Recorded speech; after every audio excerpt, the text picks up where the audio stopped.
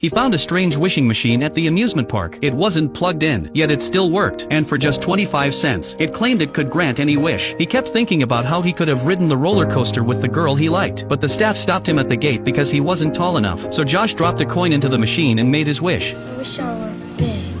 As the coin fell into the slot, a small card popped out. On the back, it said his wish had already been granted. Josh didn't take it seriously. He thought it was just someone's silly prank. He had no idea this would be the start of something unbelievable. That night, strong winds swept through the sky, and thunder echoed outside. Josh fell asleep very late, but his body had already begun to change. The next morning, he got up like he always did, though something about his body felt heavier. He walked into the bathroom to wash his face, and froze when he saw a stranger staring back at him in the mirror. He could not believe his wish had actually come true. The 12-year-old boy had suddenly aged 10 years overnight. Josh grabbed a few clothes from his father's closet. After getting dressed, he rushed out the door. He wanted to find the wishing machine and change himself back, but when he rode his bike to the amusement park, all he saw was a pile of trash. The entire park had moved away. With no other choice, Josh went back home. He hoped his mother would believe he was still Josh. He told her his birthday was November 3rd, and that he had scored 60 on his last test.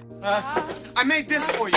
Hearing a stranger talk about her son in such detail, his mother thought he had kidnapped Josh. She screamed and forced him out of the house. Shocked and terrified, Josh ran away. He went to school and found Billy, his best friend, but Billy didn't believe him either. So Josh started singing the song only the two of them knew. The space goes down, down, baby, down, down the roller coaster. Shimmy, shimmy, cola, pop, shimmy, shimmy, rock. I said it, I stole my mama's credit. I'm cool, I'm hot, suck you in the stomach 3 more times. That finally convinced Billy. Josh begged him for help because he had nowhere to go. Billy brought some of his father's clothes and met Josh near an old pipe tunnel. He suggested that Josh explore the city. Maybe he could find the wishing machine again and turn back into a kid. They went to the bus station together. Billy gave Josh all his allowance. By evening, they reached the busy city. Billy took him to a rundown motel and told him to stay there for the night. Billy had to get home before 10. He promised to come back in the morning. See you in the morning.